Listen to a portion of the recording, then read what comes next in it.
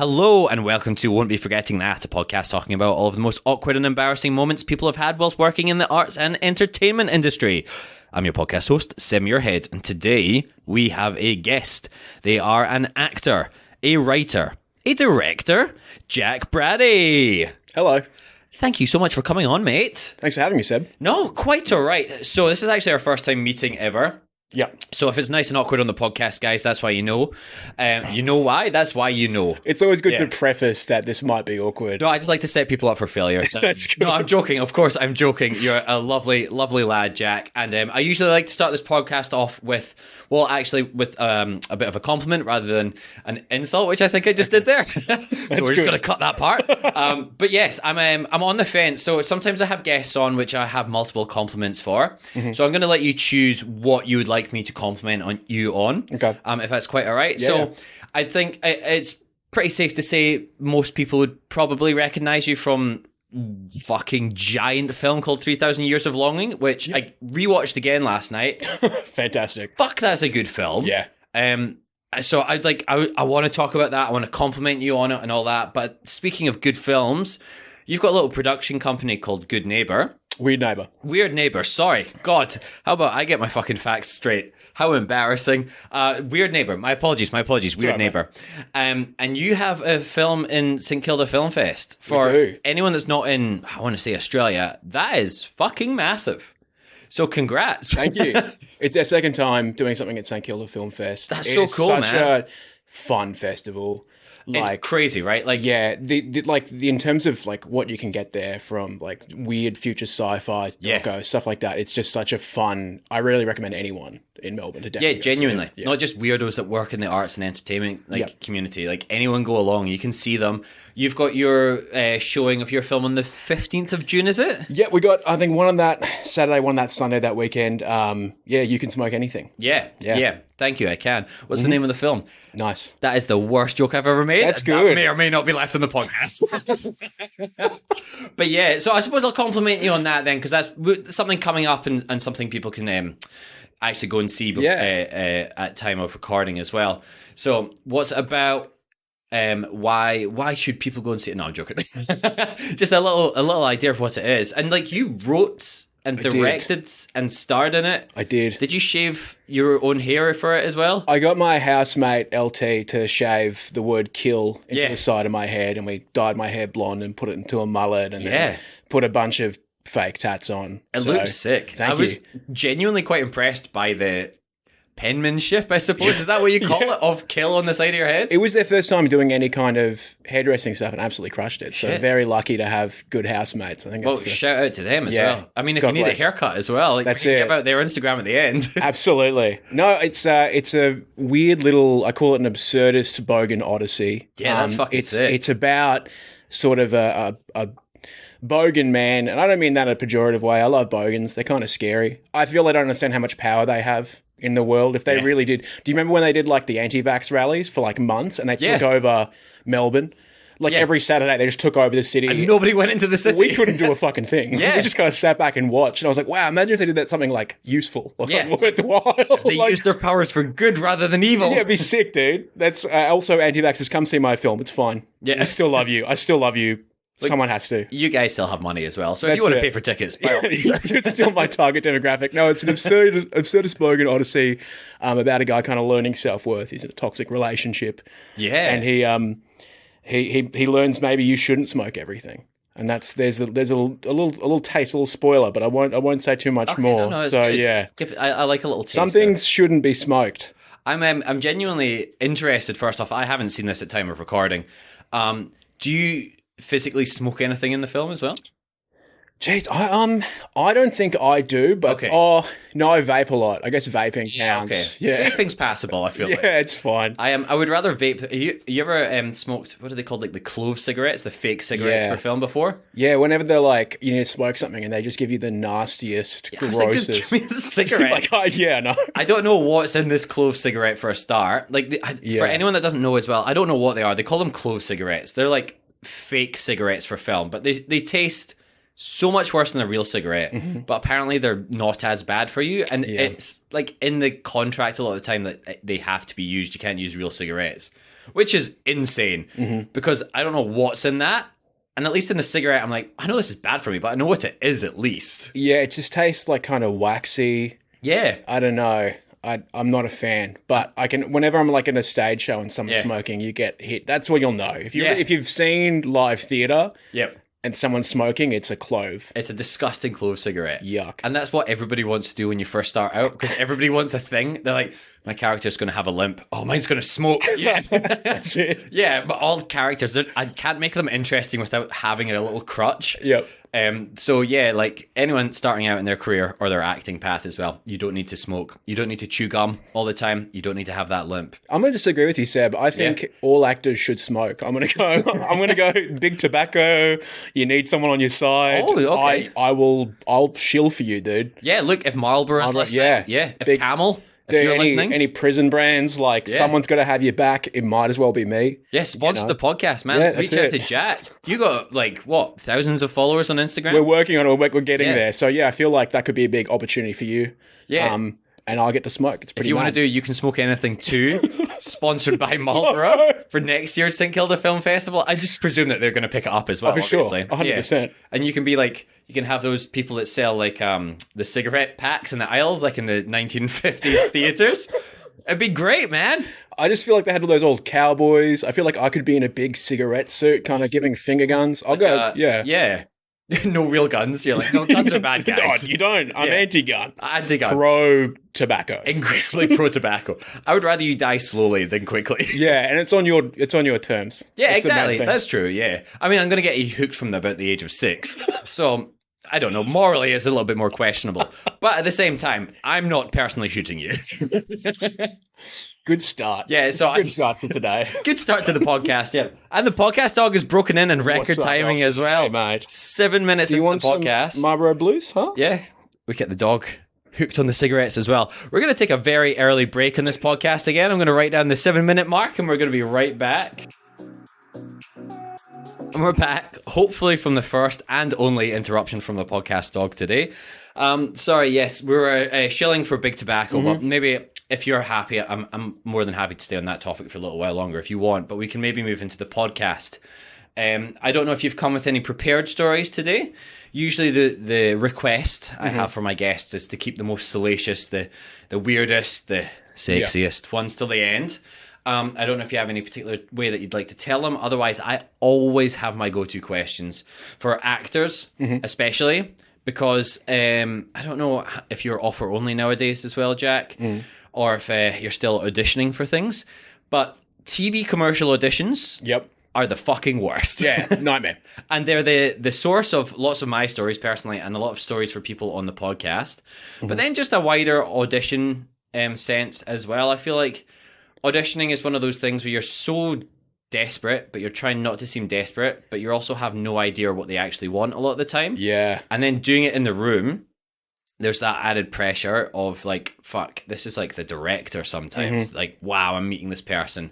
Don't fuck this up. Or if you're doing it at home, you do a million takes and then just kind of lose your mind. Yeah. Yeah. Yeah. I mean, it has changed a lot. You know, it's self-tapes. Back when I sort of first started at Whopper, and leaving that, it was a lot more in person, pretty much exclusively in person. Yeah. A shift happened probably just before COVID and after COVID, and you just don't go in the room now unless you're at the final stages of auditioning. But and even then, it's a lot of the time it's on Zoom. Yeah. Yeah. Yeah, exactly. Yeah, I have. It's not a commercial audition. Allow it. It's okay. Thank you for being generous here. It's You're quite all right. It's for a show. It was on, I think it's still on ABC. I think they're just doing their new season now. Oh, nice. And I'm allowed to say this because it is a show. I normally wouldn't, but Super Wog was the audition. Oh, yeah. And it's coming back as Super Bro now, maybe? Yeah, I think that's it. Yeah. It was when I first auditioned, sort of when I picked up an agent. It would have been just after what was 2018. Okay. So a bit of again, we're looking back to when I was going in person. I think it was... Yeah. I'll say the name now. We'll talk about believing that later. But it was Alison Telford... and it was my original agent, my first agent. So my current agent can't get offended by this, but they gave me the brief that I'd be playing a Lebanese guy in the thing. Not Lebanese. I said, listen, you need to do a strong accent. And I'm like, wow, interesting. not sure about that one. I get the script and it was for a character called IT Nerd. And I was like, I really don't understand why there needs to be an accent here. And I texted my agent being like, hey, are you sure? And she's like, yeah, 100% do the accent. So I'm like, oh dear, I don't want to do this. That's fair. And early on in your career, you kind of just do everything because you don't know you're allowed to say no. Yeah, you don't know you can say to your agent, this is bad. This is bad optics. I don't want to do this. So I got like some mates over. I got some people who are Croatian. I got some people Macedonian. I'm like, let's come over. I'll cook you dinner. Yep. Teach me your accent. I need to somehow do this. And we're doing it and it's so bad. Yeah. Like it is just like I sound a lot more Kiwi. I can't nail it. Okay. It's not, I'm just like, look, I'm just going to go in there and I'm going to go there and be like, listen, I can't do this accent. I can't do it for multiple reasons. One is the delivery. One is the ethics of like, this feels uncomfortable. And the third one is that they record that regardless. So that tape will be out here forever. Yeah, it's done. Yeah. So I go in, along the way, my car overheats and breaks down on King Street. Oh, like in this huge thing. And I'm texting like how I'm going to be late to audition. How do I fix my car? What do I put my coolant in? Yep. A bicycle cop rolls by, sees me on my phone while I'm texting on the side of the road being like, nah, mate. So I get a fine so I'm getting hit with that. Oh shit. So I'm like, it's a bad day. Yeah. It's a bad day. And I eventually kind of get coolant in my car. I roll up to, I think it's on the south side of Melbourne, where they used to do auditions for some of the ABC stuff, Alison Telford stuff. And I get in there and, at this stage, I'm freaking out. I have to have a terrible day. I'm late. Yep. I don't want to do the accent. Yeah. I'm not going to do the accent. And at this stage, this is a strange aside, I have a ringtone, a text tone. Oh, okay. From Spy Kids 3. I don't know if you've seen the film. Look, I'll be honest with you. Is that 3D? Is that the one with Sylvester Stallone? It might have been Spy Kids 2. Oh, it's one of the Spy Kids, but yeah. Yeah. And a character comes in, and his line is, somebody ring the dingster. And he kind of comes in with an umbrella. Oh, is that might be number 3, actually. Yeah, it could well be. Yeah. Interesting choice for a ringtone, I'll be honest with you. Or just when text. Just a text. No, it doesn't call, it rings. It's just when I get a text, somebody ring. And normally it's on vibrate, so I never hear it. Yeah. But you thought, I'm having such a bad day, why don't I fuck Why this not up keep more? it? Yeah, so I'm about to go in to audition. Oh, Jesus. And I've got to explain I'm not doing the accent. Yep. And also be like, hey, I've had a really bad day. And I'm just kind of like, I don't know what I'm doing here. Yep. Anyway, the text... Also, I need this because I've just lost money from coming here. Yeah, I've never... I think at this stage, I've never booked a thing. Yeah. Like, this is... So I'm in the stage, I've never booked something, and everything that comes in is, like, of the utmost importance. Oh, like, of course. This will change my life. I'll be on this show. IT Nerd on Super Wog Season 1, presumably. You start there, and you build your way. Anyway, I get a text tone as I'm kind of walking in. Somebody ring the dingster. It's from Mum. And she's like, hey, Jack, they've done everything they can. Grandma, Nana's not going to make it. Oh, my God. I know you'll want to fly into Cairns, but there's just not enough time. Jesus. Somebody ring the dingster. And another one comes Fucking through. Hell. We're taking her off life support. Jesus Christ. Jack, what the fuck? This is like the most harrowing...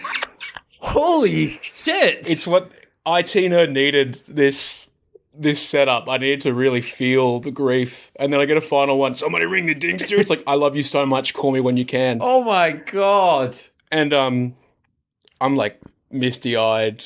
I'm rattled. Of course. I'm like this. I love my Nana. Hot take. I love my grandma. May she rest in peace. That's brave of you to say. Yeah. Yeah. No, it's tough out there for nanas. And I kind of looked to Alison. And she's like, "How's your day been?" I'm like, "Yeah, it's been good." And then the next line's like, "I'm not going to do an accent." And she's like, "What are you talking about?" I'm like, "I'm not going to do an accent." She's like, "There's no accent for this character." Yeah. Fucking hell. How did your agent get that mixed up? Well, she's my former agent. So sorry, your former agent. Former agent. Yeah. Former agent. Distant. I don't know, dude. This is a long string of strange things that I received from her. Look, I have had previous agents as well, and they are previous for a reason. Like, guys, stop fucking playing with our emotions like that, please. You have the briefs. You can read these things. Yep. We are these poor people that are getting like fines and finding out our grandmother's just passed away and turning up late to auditions. Like, just tell us just an Australian accent's fine. It doesn't need to be. Oh my god, yeah. Sorry. So the Lebanese accent didn't need done. No, not at all. I was IT nerd. He was just a regular guy. Regular Aussie. Regular. No description. Just 3 lines to say. But not unsurprising because usually named characters have a bit more of a role. Yeah. Yeah. How did the audition go? Oh, so I didn't book it. Yeah, I didn't book it. Look, fair enough. Nothing to do with your acting ability. That is the most fucked, like, pre-audition run-up I have ever heard. It's a bad ritual. So I did, about a day later, take off, somebody ring the dingster. I took that off my text tone because it was now forever cemented as like, hey, Nana's not going to make it. Yeah. That's a real fucking horrible Pavlovian response to it. No, it's, the entire thing sucks. I appreciate your sympathies. We bounce back. I feel bad complaining about any audition I've ever had now. Because that is the worst thing I've ever heard. Like, genuinely, I am baffled. It almost doesn't sound like it could possibly happen. Just that series of unfortunate events. Yeah. No, it all did. It all did for a small role on a ABC comedy. Yeah. Did you ever watch? I presume it would have been season 1 if it was back in 2018. I did. Yeah. Did you see who IT Nerd was? Yeah, he's just okay. Yeah, he seemed sympathetic. Did he have a thick Lebanese accent? No. Okay. He was, I think, Anglo-Aussie. Yeah. Okay. Just default Melbourne accent. Yeah. Look. Well, maybe. It was for the best. Hey. Yeah. From that point onwards, I'm like, it really can't get worse than that. You kind of need... Well, you don't need the low points, obviously. Yeah. But you're like, from then on, you're like, nothing's going to be worse than this. Yeah. I mean, the whole thing, like, I think just missing out an audition. Yeah. Like when you just fumble the last word or for some reason you glance into the camera or you just do something small that you normally wouldn't do but you're in a weird spot. Yeah. It's like... that hurts. Yeah. But when you monumentally fucking cook it, like when you absolutely just do the worst job for reasons sort of outside your control. I would say it's not sort of, definitely outside of your control. It's very easy to let go of like, all right, I'll write that one off. That's all good. That makes sense. That's not a reflection of my ability. That's a reflection of whatever deity I have angered. Yeah. They have fucking smited me and I am sorry to whoever that is. But that is... cooked. Thank you. Did you I won't mention the casting director's name just in case we want to cut it out earlier. But did they get you back in again afterwards? I don't think I've ever gone back to that casting. I think that was I think I cooked that so badly. I think I did such a bad job without explanation that I never returned. It's almost in that respect sometimes when I'm like, I haven't been seen by them in a couple of years. Should I send them a message that the reason I was so bad then is because of this weird laundry list of like colossal, not even my fuck ups, just like horrible things that happened. Yeah. Would they even read it? Does that just sound like I'm desperate and trying to be like, I'm not a bad actor, I promise? Does it sound like a lie? I've it's too much pride to sort of like crawl back and be like, listen, I don't know if you've seen Spy Kids 3. Yep. But I was getting hit by the Dinkster. Sorry, Spy Kids. You were auditioning for Spy Kids 3 during this? No. I'm just trying to say that it was the Spy Kids 3 ringtone that fucked me up. It came out like 15 years previous. Yeah, I just want to be clear about this. What's about Spy Kids? Can I start this again now?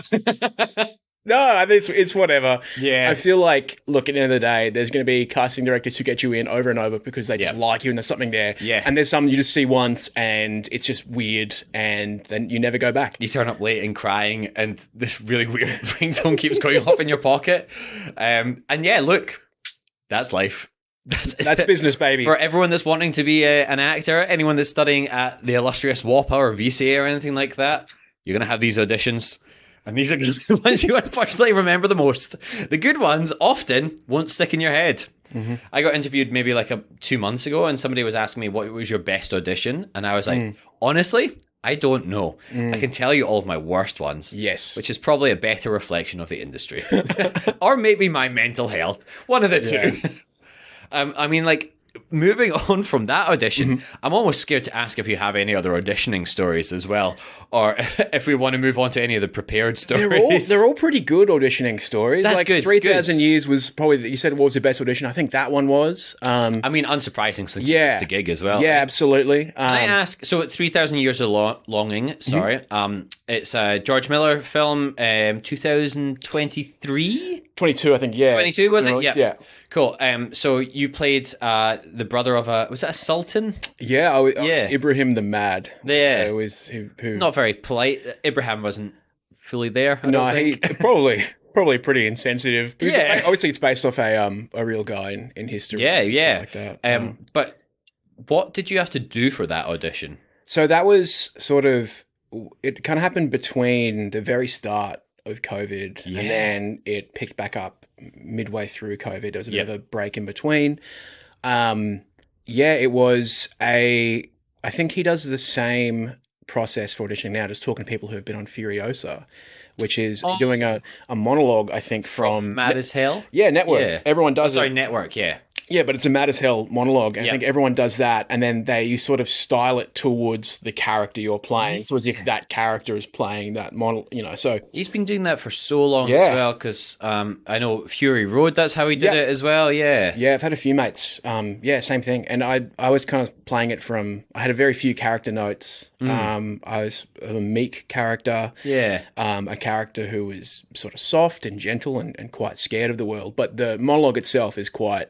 like it's intense, he's coming out there. He's Matt said, I'm not going to take it anymore. So it's very like there was a strange dichotomy of those two things, and I just kind of filmed it next to a window, shouting out at some neighbours, sort of just pre. I remember like the take we used for that initial sort of monologue was one where a neighbour actually came out and I said it to them and it was a really weird moment, and then I kind of shut the window behind me, and I think because of that, because like I clearly got caught. Saying to someone, it felt really organic. I think we ended up using that one. Did you speak to that neighbour afterwards? I never saw that person again. Wow, like, that was it. Like they really moved out instantly. They're probably frightened, and they're like, I know that was a monologue. I know this guy's an actor. I'm not living next to an actor. I'm not being used for a fucking audition. Good call, man. Well, look, it was in the heart of Brunswick. They see weirder stuff than that every day. Was it during COVID as well, did you say? It was right before. Oh, okay. So I was going to say, if it was during it, then that's not the weirdest thing. Yeah, no, for sure. I mean, like, it would have been like just there was a brief period where we had the bushfires and then... Yeah, great. When Australia, all of Australia was covered in dense smoke. Yeah. And everyone thought that was the end of the world. And then it turns out it wasn't. It was just a few months away from the end of the world. That's it. Yeah. And then obviously had COVID hit. And I was, from then on, it was sort of doing Skype chats or Zoom chats. I was chatting to George and his dramaturg, Nico. And sort of... They weren't giving much stuff in text. They were kind of explaining the character to me and like, what would you do? And they're kind of putting me in the spot being like, how would you play this kind of role? Yeah. And I was trying to think on my feet, being like, and I was just throwing out whatever I thought would sound good and, sound clever. And then I started actually answering honestly, and that worked a lot better than just using all that sort of, I don't know, bullshit language I learned at Walper. I was like, no, realistically, I would just do it this way. And it's so funny, acting school sets you up for failure so much. Yeah. You over analyze things and you become such a actor wanker, for lack of a better term. That's a fair call. I mean, just throwing out absolute nonsense, intellectualizing it. But once I sort of brought it down. Yeah. Just also the other thing they mentioned you send the network test and you also send you telling a story of the happiest, the funniest or saddest. Yeah. So I told a funny story. I think that was only a part of it. But yeah, we kind of went. Tell the audition story. No, This moment of your life. That's probably funny to be fair, but I feel like you need to watch Spy Kids 3. You need to see the dink to really fully comprehend it. Dr. Miller, have you seen Spy Kids 3? From one of your colleagues, Roberto Rodriguez. So from then it was we had a few months break because of COVID here and there were delays, and then eventually it sort of turned into this sort of improvisational. I had to act opposite George. Yeah, sick. That was really cool. So the idea was in person or back on Zoom again. Back on Zoom, yeah. Obviously, there was no travel. He was, I think, in New South Wales. So yeah, we were. They were doing this sort of back and forth I want to get a copy of it somewhere, but just back and forth of I was the emperor in the palace, and he was doing everything he could to get me to leave the palace, and I had to find every excuse to not leave the palace. That's almost like, have you ever played that acting school game where the house is on fire and you're doing everything not to leave and someone's trying to get you to leave? Maybe acting school does have a purpose. So yeah, we did that. He said, bring some toys and stuff into play. I thought it was a very childlike character. Yep. So beforehand, I called mum and dad and said, "Can you send me all my old little cow toys from when I was a kid?" So I had a bunch of a little emotional connection to. Yeah. And that's where it got weird because I used the little cow toys I called Mr. Moo. Yep. And whenever he asked me something, I would consult with Mr. Moo before talking to him. That's pretty fucking sick. If you try to get my attention, like, sorry, I'm just George, I'm talking to Mr. Moo. Yeah. And then we keep kind of doing that. And then I remember this extended monologue and these different things. And I'm eating fruit, skin and all, and just being this absolute mess. It's crazy. And then we kind of get towards the end of it. And he's like, "Jack, Mr. Moo isn't fucking real." Snaps. Wow. And I look at him and I'm so upset. And I start, Nico's kind of coaching me aside. I'm just bawling my eyes out, being like, "How dare you speak to him?" And he's like, "Jack, okay, you just need to leave." And I'm like, "George, I'm not leaving until you say sorry to Mr. Moo." Did you get George Miller to say sorry to Mr. Moo? He looked dead in the camera, sighed for a long time, paused, and I was like, fuck, did I go too far? Did I take this bit too far? And he turns to me and he goes, "I'm really sorry, Mr. Moo." And I said, "George, you got to mean it." George, you got to mean it. And he absolutely lost it at that. And I was like, "All right, sweet. We're in, boys. We're in." It was all good. So, That's fucking awesome. Anyone, if you're auditioning for George Miller, who's a literal genius, I think. Genuinely. Yeah, I think take risks is the name of the game. Like, sincerely, I think he's so playful. I had such a wonderful on set with him as well, but that audition was like the best I will ever have. I think. Yeah. He's got such a specific style as well, which that kind of audition sounds like it works for too. It's just I obviously don't know him, but he seems like a fun person because everything he makes is very fucking fun. Yeah. And fun doesn't always necessarily mean childish or whatever as well, but god damn, it's entertaining to watch. Yeah. And I think people sort of take for granted how much thought and every movement is justified between him and Nico the dramaturg, who is another huge facet in part of everything he makes. Every movement, every action, it's all discussed, it's all planned out. There's a reason behind everything. But he still gives you sort of room to maneuver and stuff like that. And that's what it was amazing. Yeah. Fuck yeah. Yeah, sick. So you got all that, and then you got to go on set and be was it Ibrahim the Mad? Yeah. And dress. Look, I'll be honest. Costumes, I find that's what one of my favorite things are. Sometimes those look like fucking fun costumes. Big mad furs, big mad hat, lots of KY jelly. Was it? Yeah, dude. I got soaked in oils, in jelly, in fruits. Everybody in your scenes looked like, and I don't mean this in a disparaging way, but gloopy. Yeah. Everybody was so shiny all the time. Yeah, the idea, for those who haven't seen spoiler alert as well for this. There's Ibrahim's got a sort of harem of large, beautiful women. Yeah. And they all sort of, and I remember being on set and there's 30 naked women just came off a bus and sort of and they cleared the set and they did a lot of intimacy coordination beforehand. But it was so fucking welcome, intimacy coordination. I say this every week on the podcast, but my God, thank you for having them now. It makes it so much less awkward and so much easier for everyone. You're so nervous beforehand. You're like, I'm going to be naked. They're going to be naked. Yep. There's touching. All of a sudden you've got someone there to sort of just make it so much easier. It's just on your side. Yeah. And I like how you say less awkward and not awkward because it's still fucking awkward. Oh, it's still a nightmare, yeah. It's just less awkward. Yeah, slightly better. Did you see you had, about 30 women in the It probably scene? felt that way. Yeah. It felt like an infinite number just sort of around the sort of foreground, background, stuff like that. Because they're pretty full scenes as well. Yeah. Hey? But full-on scenes as well, honestly. Well, the background artists still had to sync up their movements to camera and stuff like that. So it wasn't just a case of and I've worked on other sets where they just sort of throw people, hey, in the background, mime talking. It's no, when the camera, you are all part of this. And if the camera moves here, you better be ready for and if they didn't nail it, we're going back again because that's part of it as well. So what a lot of pressure. A bit of pressure, to be sort of, but it was so much fun. It was so much more engaging for them as well, I feel, because they're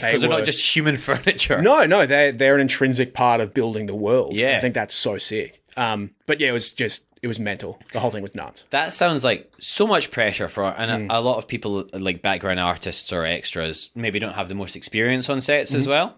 So coming onto a set with one of the biggest directors in the world, being naked and having to hit your marks is possibly somebody's nightmare or a lot of people's nightmares. Yeah. So like, fucking good on them, honestly. Like, that's amazing. Fair play. But then also, like, I don't know how you feel, but sometimes you're like, will you be naked for this? And you're like, what, are you paying me? Yeah, of course I will. And then you get there on the day, you're like, oh, no, I need to be naked. Yeah. Oh, fuck. So, like, between saying yes to it and then actually having to do it is a very different story. You really hype yourself up for stuff like that. Yeah, right? I can handle anything. And then I get there in the day, I'm like, there are things I can't handle. Yeah, right. But I did you? Were you all right with shooting everything then, or everyone else as well? Yeah, there was. I think there was only one or two instances of some other people sort of who weren't handling it well, and they were just told, oh, it's all good. You can just head on out. I think they were paid anyway. It was all sweet. Like, not that they weren't handling it. Sorry, it's like they were treated well. You psycho. I love it. Tell me more bad stuff. No, it was handled so beautifully the whole way through, and it was like a lot of fun. And honestly, the whole thing felt like a dance. It was between their movements and my movements and the choreography. And obviously, you got camera. You had John Seale sort of on the DP, another brilliant mind. I was like, this is actually insane. Did it feel super surreal, not only to be working on that film set, but like in the situations you've been put in as well? Yeah, I mean, like going on to like getting in furs and getting oiled up, and then someone in location being like, yo, Jack, this is your palace. This is your little harem room. It's crazy. And they're like, dude, just hang out in the bed, make yourself at home, chill. Like, there's some fruit over here on the, like, you know. Yeah, people like literally feeding you fruit. Yeah, and like just hang out, like own that space. And I was like, okay. Yeah, and that was the main thing, was like getting that comfort across. Because the whole thing, like, I remember one of the extras turned to me, and they all kind of came in. They were naked around the place, and I'm looking in the only corner. Because there's a bit of downtime between takes. Oh, of course, that. So I'm looking in the only corner where there isn't flesh. And I'm like, this is my safe zone. Because I'm not getting... if I look anywhere else, I'm done. I'm just somebody BTS snaps you, just staring at... You're not even staring at an ass, but it just staring looks like it. Yeah. Well, there was like only one assless zone. Yeah. It's like literally one corner. Just taped off in the corner. That's it. That's no asses here, please. That's my little spot. And I'm looking at there, and then I'm looking kind of... probably a little bit uncomfortable. Yeah. One of the extras is like, not used to this kind of thing, and I'm like, fuck no. No, you not tell. Yeah, like this is insane.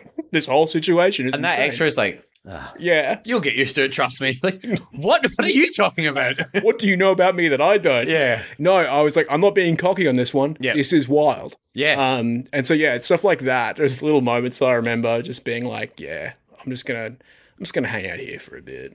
But that's also nice. I mean, an uncomfortable situation to be put in. But I think it speaks volumes of being able to sit down in a scene on a bed, wear nice clothes. Like, that's my dream job. Yeah. A lot of the time, because I work as a stunt performer as well, I'm getting kicked in the mud. I'm getting stomped on by handsome Hollywood types. Yeah. I'm lying in the rain. It sucks. Yeah. Give me a bed any day, man. But nobody wants to knock you out in a bed. Getting fed stuff. Yeah, it's a better deal than... Oh, I mean, stunties. Infinitely, yes. Poor stunties. I know. Look, I think one of the best things about being a stuntie is telling people that you are a stuntie, because it's like one of the last cool jobs. Yeah. I think no matter what you've been in, unless you're Chris Hemsworth or something, like if you tell someone you're an actor, they're like, oh, my daughter does that sometimes on the weekends, and you're like, oh, that's great. I love that as well. But like, it's my job. Yeah. You know, like, it's cool. You know, whatever. That's fine. But stunt performer, you're like, people are like, wow, that's amazing. And I'm like, yeah, look, it's a lot of the time, especially the level I'm at, very boring. And I'm not doing any of the cool stuff. Yeah. Yeah. A lot of chats about safety. And then it's just like a lot of, I don't know, just like driving a car in a straight line, just making sure you're not running over John Cena or whatever. That's it. Yeah. So none of the cool stuff where I am. Anyway. And that's so hard because you can't see him. I know. We're just going to pause for rapturous laughter and applause there. Can you just insert that in post? Yeah. Sorry, we're back after a 12-minute break there. But yes, that was very difficult, Yeah. honestly.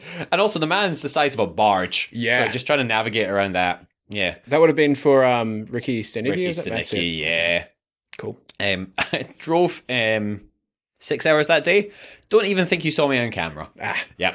And I've done other driving gigs since then as well. And I'm like, I'm more than happy with this work. Thank you. But I'm like, firstly, I did one recently where I was like, I'm not the right skin color to be in this. And I was so deep background. I was like, I don't even think this car needs to be moving.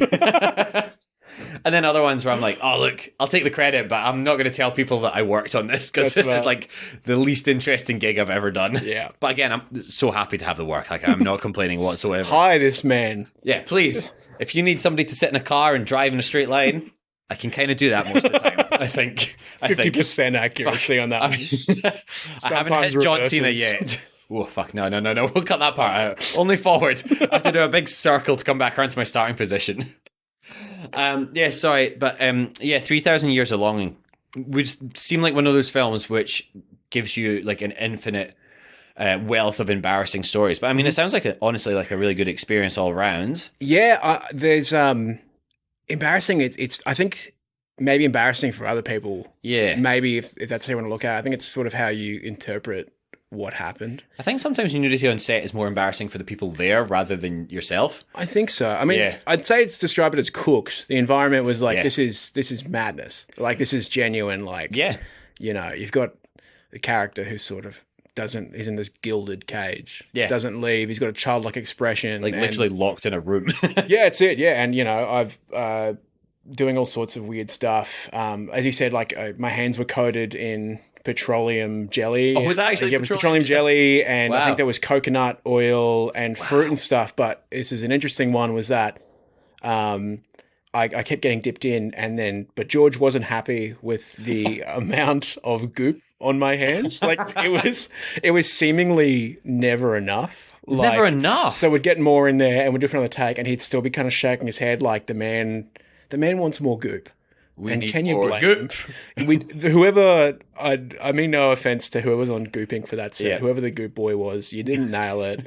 George was getting kind of like a little bit irritated between takes. Not massively, but enough to be like, because he just wasn't, he's got a very specific vision. And you can tell that, you know, when you're in the offices, all the storyboards are there. You can see how the film's going to look out. And if I reflect back on the storyboards versus the final product, they are almost identical. But the goop wasn't happening. Did you see a storyboard for the goopiness? I didn't see the. Oh no, there was goop. There was a little hand reaching through goop. Right. So he had enough of not enough goop. Yep. And he went into our bucket. He went back into the sort of area where all the fruits and things were, and he started pulling off bananas and strawberries and stuff. And he himself brought them back to the goop bucket. Okay. And started squishing them down. Oh. And then he himself applied the goop to my hands to find a reasonable level of goop.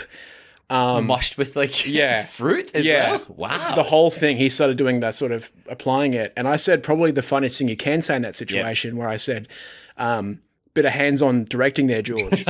And no reaction. And then someone on the boom said that about 3 seconds later, repeated it, and everyone laughed on set. Oh, no, come on. Fucking sound people. And that's... Soundies, I got it out for you now from that one moment, from that very second. But yeah, just scooped it up, and then we kind of went back. Yeah. I'm trying to see how many times I can get the word goop into this podcast. No, I love it. I love the word goop. Yeah. Especially Gwyneth Paltrow, if you want to... Is that goop? Is she gloop or goop? It's nonsense either way, so you're doing it. I'm not saying buy it, but if you want to sponsor us, please. With all that goop on as well, how was your skin like a few days afterwards? Were you just like... I had no issues with that. The only thing I had an issue with was all the jewelry. Some of the jewelry kind of gave me a little... I've never had a rash, but I had a little tiny rash from all the... Is that because it was huge amount of bling? I think it's because it was fake. Yeah. All right. Well, the movies aren't quite as glamorous as they sound. Yeah. Bullshit. But I smelled really nice. Yeah. I was oiled up pretty significantly. Just sliding in and out of sets. That's what I said. We don't need transpo. Just get me on my clear belly. Shot. Just put down some fucking slip and slide thing. I will speed up production so much. Yeah. You know. Crafty's just riding you back They're and just forth. going through, baby. Let's go. Hop on. I have only ever done one film, I think, where I had to be covered head to toe in something as well. It is such an unpleasant experience when you're not filming, because you're like, I'm so sorry. Can you towel me off so I can go to the bathroom, please? Mm-hmm. And then when you're trying to have lunch as well, people are like putting down towels for you to sit on, and you can't really like move around that much. I don't love it. Yeah. But it looks good in the end, so I suppose it's worth it. Did you find that you had to be constantly like followed around with a mop in case you were gooping everywhere? I had someone exclusively who was on costume, and their job was to basically reattach my strange loincloth nappy every take. Oh, wow. So it would get towards the tail end, and I was wearing I had like a modesty sleeve or cock sock. a cock sock for those. We talk about them all the time. Well, I had that kind of going, and I also had a little loincloth nappy kind of over the top of that. Yep. But for whatever reason, it wasn't fully. So it was kind of, I would finish a take and then I would be readjusted. It was quite a physical role because I was like getting dragged around by people constantly. All the time, huh? Yeah, I really made very few movements on my own volition. There was always someone kind of pulling me around, and they would talk to dude, that was nuts. They would like talk to their the extras or the other actors who were meant to be pulling me, and they would like form a little huddle being like, you need to move this man. What? You need to give everything. And they're like, to me, don't give them an inch. They will move you. And I'm like, Christ. Guys, I'm pretty strong. Like, I feel like I have to give them. They're like, don't you fucking. That's why they got 30 women in. Like, we need 30 women to move one Jack. Well, they picked the strongest. They picked the most powerful. I feel like the 4 like Captain Planet people to just kind of grab me and drag me through. Arm wrestling in the break to see who could move you. And it like, so I'm kind of slipping and sliding and yelling out in ancient Ottoman. Yeah, of course. Which I'm sure is an easy language to learn. Which I learned that day because they said, like, if you want to say anything, let us know. And I was like, I feel I would call out mother here. And they're like, great. And so then the translator called an Ottoman Turkish expert in Istanbul, and they would speak for 5 minutes and come back and then tell me how to pronounce that word. So that's insane. If you want to improvise stuff, I had the ability to. It just was a bit of a 5. It wasn't really improvised. It was like, I feel I have the impulse to say this, and they would go out and start grabbing people and stuff. So, like, being told in a George Miller film, yeah, dude, you can say stuff. Just let us call someone in Istanbul. It's like, this is like fucking crazy. Yeah, this is so cool. You're like, cool, can I just ask them to say anything? Can you translate like my IMDb page number or Instagram handle? No, it's more good. More good. I can't even remember what we got on there. The group has thrown me. Yeah, I'll get you.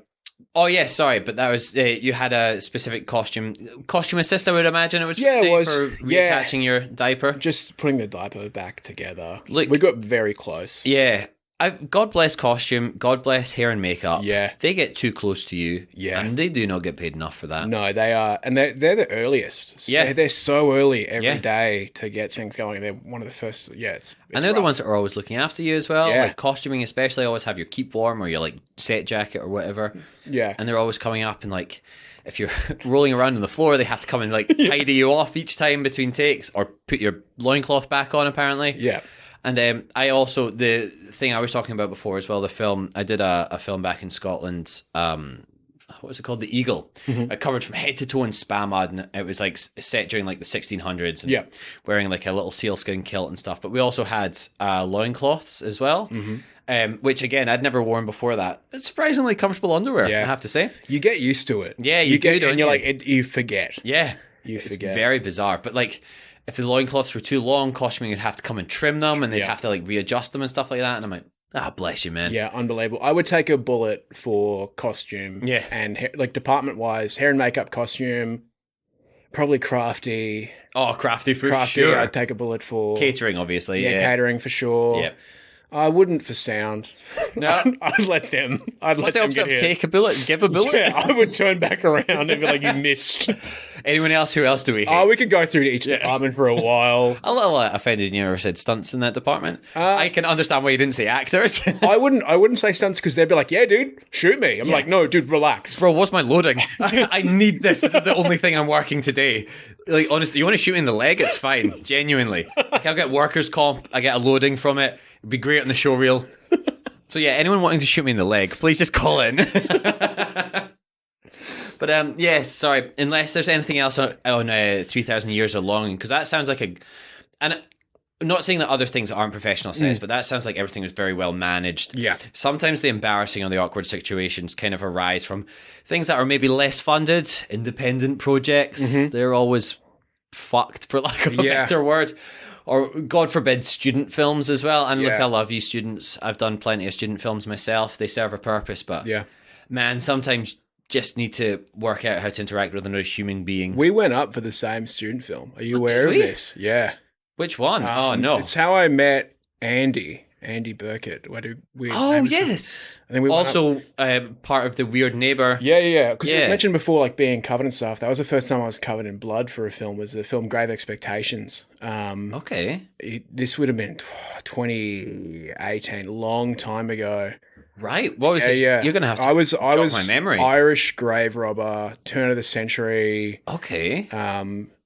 Maybe you were a Scottish grave robber going up instead. I don't know. How's your Irish accent? I'll be honest, it's my best accent apart from Scottish. But nice. I am apparently not good enough to be beaten out by an Australian. But was it a student film? Was it? It was a student film. Okay. Yeah, because I told Andy I was coming on this. And he was like, "Oh, he auditioned for Grave," and that was one of the worst sets I've been on. And I can say that. I can say that fondly because Andy's a mate. Well, it looks like I dodged a bullet. 100%, dude. That sucked. Worst set, as in No, it wasn't. It wasn't. It was just like in Shepparton. It was like -2 degrees. Say no more. Yeah. No, we love you. I was falling into this grave over and over. Because I couldn't get this line right. I had to say "what in the blazes" Yeah. in an Irish accent.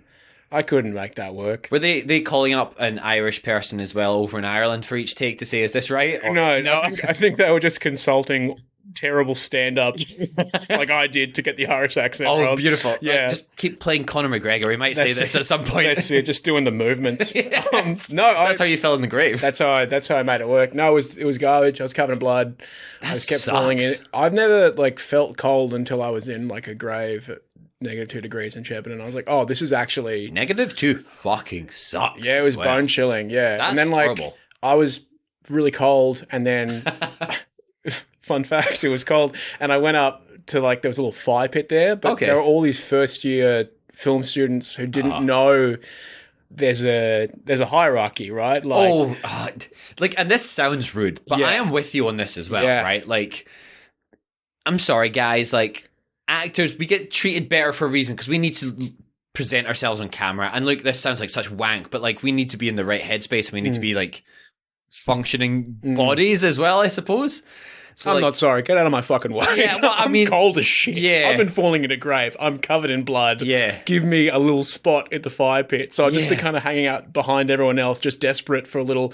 Well, I could see them all eat snakes and little lollies and stuff, being like, "What time do we finish?" I'm like, "Shut up." And none of them want to be there either. They all want to be directors, but I'm just doing continuity in this because someone else is doing continuity in mine. Yep. And you're like, yeah, cool. I don't really care that much. I'm sorry, bro. Yeah. And realistically, we're just doing it for a little reel shot. We're doing it for 15 seconds of footage to maybe chuck into a show reel. Which we hopefully get back. Yeah. Because they disappear. Yeah. Yeah. And sometimes, if I've seen how the production's gone, I'm like, maybe this is best lost to the annals of time. But sometimes I'm like, I thought I did a good job there. Yeah. And then them as a human being just disappears. You never see any footage from it again. Yeah, which I'm going to be honest, is pretty fucking rude. Yeah, I actually watched another one of your short student films recently. Oh, really? I'm not stalking you in a weird way. There are connections. Oh, no, I'll take it back. I'm stalking you in a weird way. Yeah. You played a hitchhiker, a murderous hitchhiker. Not in Hitched? In Hitched many years ago. Yeah, that was... Hey, what are you looking... I mean, I was early.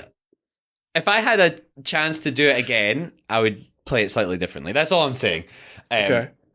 I thought it was good. Okay, I thought you did a good job. Thank you. My friend Zave directed that one. Oh, Xavier. Yeah, fuck yeah. Yeah. He was great. He was such a pleasure to work with. Actually, quite a lot of people in that were great.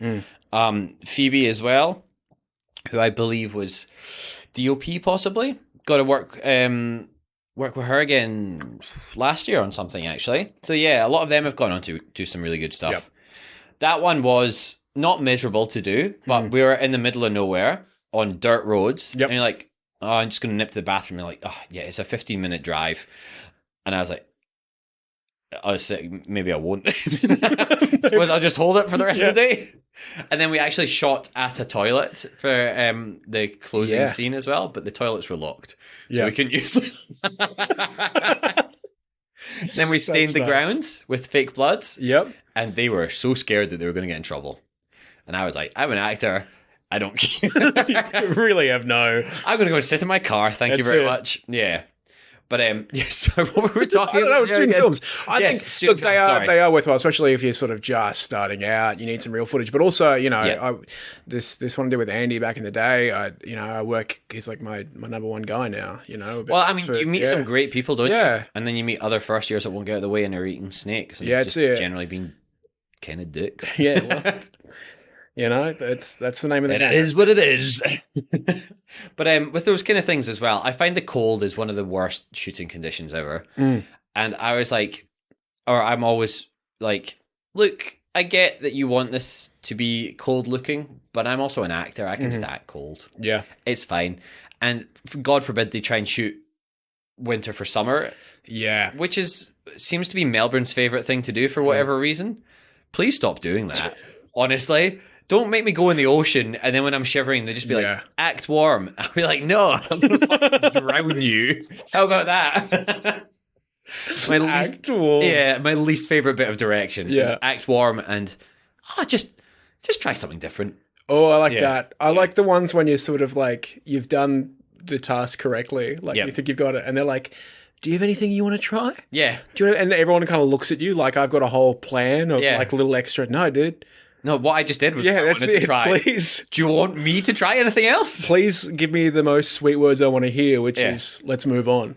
All right, guy, that's the final shot for the day. We're going home. Oh, my God. That's an early wrap. Yeah, opposed you can to, believe it. Hey, guys, we might run over time, and my mom can only afford to get us 2 pizzas. Is that okay? So I'm going to stop shaking on the student films. I've done a lot of wonderful student films. Yeah. And some other ones. But I'll stop that. Well, we can look to start bringing the podcast towards a close as well. Did you have any other stories that you wanted to finish on? Or we're golden. We got everything there? Yeah. All right, cool. Oh, sorry. It's riled up now. I'm liking how animated you are because I'm at peace with all these things. I love seeing the anger and all these things. So, like you said, you're going to come back. Yeah. Well, I think it's because I get to hear these and experience these. Like, I don't usually want anyone to send stories through to me beforehand because I like experiencing them firsthand on the podcast. And just hearing certain things that I think people have had a longer time to come to terms with. Is like, I just get so worked up by certain things sometimes. I'm just like, what the fuck is our industry, man? Like, why are we trying to do this as a job? And then also, it's so hard to do as a job. Yeah. Why are other people taking away so much from us in the job as well? But anyway, yes, I'm sorry. Well, thank you so much for coming on the podcast, Jack. As we mentioned, St. Kilda Film Festival, the 15th and the 16th, is it? Yeah, hold on. You might need to have to do this bit again because I'm going to check the date. No, that's all good. But yeah, it's definitely worthwhile checking out. I'll be there personally myself, one of the dates as well. Do you know where it's playing? Yeah, so it's playing at the Alex Theatre in Beautiful. St. Kilda. It should be a good spot. It's on the 15th and 16th. One's a comedy show. The next one's sort of made in Victoria, so all local stuff there. I definitely think try and come out for the comedy shows. I haven't seen anything else that's playing yet. They look great. Yeah, nice. Very exciting. Like I said, like St. Kilda Fest is like, it's just awesome. If you're going to see a film festival in Melbourne, do Myth or St. Kilda Film Festival. Like they're the 2 big ones that you have to go to. Yeah, and there's obviously other good ones as well, but they're the 2 like highlights of the year. Yeah, absolutely must sees. And the Alex Theatre is fucking sick as well. Yeah, I love really that place. Tickets to that, will be in the show notes for this as well. I'm going to pop down a link in the show notes to 3,000 Years of Longing. Look, we're all adults, hopefully, that listen to this. You could just Google it. It's on literally everything just now. Oh, so I was going to ask as well, actually, because it's just come out on Binge in Australia. Yep. And I think it just dropped on Netflix too. As well, yeah. Every time it goes on a platform, do you get hit up by a very specific demographic of people, or do people like come and find you and be like, hey, I noticed you like larger ladies that are covered in goop? I've had some strange people from, I think, the French. I've had a lot of French DMs. Right. I mean, I don't know what it is about the French and that's avant-garde, stuff like that, but they're into it. Yeah, right. I don't want to get as mates who are sort of stoned at 3 a.m. Hey, man, didn't know you were in this. Had a really upsetting. Had a really bad trip because I thought I was freaking out because I wasn't prepared. So confusing. Yeah, it would be if you suddenly turn up and you see I'm the Ottoman Emperor. That would probably freak me out too. I'm like, even sober. Is this real? Yeah, Jack, are you actually the Emperor? I'm so sorry. What? Yeah, it's also like, again, speaking volumes on what this job actually is that we do. I am a very quick story, and I promise we'll finish. I was doing a TV commercial once. And I was working with a couple of people I'd never met before, but they were fantastic people. And then literally the day after, I started watching an Australian-made TV show. And the opening scene of the show was one of my co-stars, and they were naked for the opening scene. And I was like, oh, wow, that's so-and-so. And I was like, I want to message them saying, sick, I've just seen you in this. But it's also just me messaging and be like, sick, just saw you naked. So I can understand why people are very confronted sometimes not knowing that you're in something and then being like, oh, there's a lot of Jack. There's a lot of Goopy Jack. But sorry, speaking of Goopy Jack, if people want to follow Goopy Jack, where can they find you? Weird Neighbor we're on TikTok, Instagram. Weird Neighbor, I use the handle. We post dumb, stupid sketches. Fun sketches, mate. Yeah, sorry, I'll that's my inner critic talk. Yeah, they're dumb, fun, stupid sketches. Dumb and fun are two of my favorite things put together. So I would definitely suggest checking that out as well. And that's your production company as well, is it? Yeah, prod company. Yeah. So obviously the films are part of that as well. Fuck yeah. Building sketches on the side, doing all sorts of things. So keep an eye on it, guys, all right? Send us a nice message. Send us a mean message. I'm on board. Look, I say this all the time as well. Comment on the posts. Because interaction is interaction. Doesn't matter what it says. Yeah. Preferably no slurs. Actually going to go beyond preferably. Please, no slurs. I cannot express this clearly enough. No slurs, thanks. But anything else is fine. Yeah, role play as my dad. I'm up for that. I love that. Yeah. I'll jump on in there. I'm with you. Message Jack if you've seen Spy Kids 3, please. And just send the audio clip of, what was it? Somebody ring the Dinkster? Yeah, beautiful. It's actually a pretty good impression. You'll listen to it later and be like, damn, he nailed that. See, I do actually think I know what you're talking about as well, and it looks like the guy from Fairly Odd Parents, right? Yeah. Okay, I'm gonna look this up when you go as well, and then just spam you with it afterwards. Thanks, Sam. But the same as every week. Won't be forgetting that pod across social media platforms.